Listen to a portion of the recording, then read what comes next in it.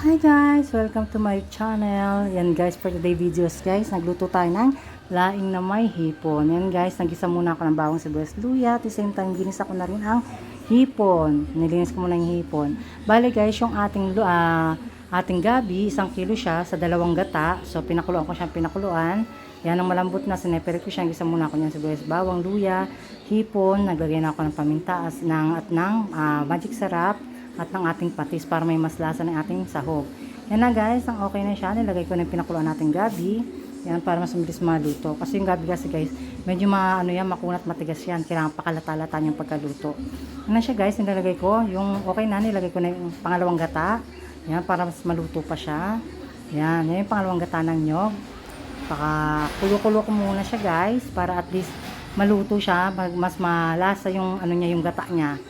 Yan siya guys, after nyan naluto na, nag-add na ulit ako ng unang gata na sinasabi niya kakang gata. Kung papansin nyo guys, bubo yung aking gata kasi yan ay nilagay ko sa ref nung gabi para at least hindi siya masira kasi umaga ko palulutuin. Yan, tinimplahan ko na ng asin, nilagyan ko ng mga labuyo, sili para mas masarap ang kain natin guys.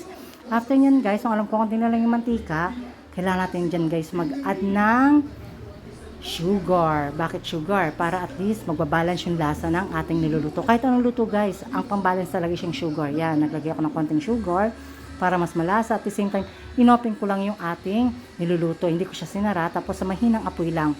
Yan, para magmantika siya at umunti yung sabaw.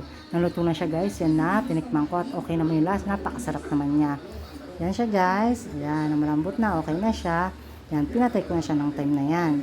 Tapos, at ito ang aming ulam for today videos, ang laing with hipon. Yan guys.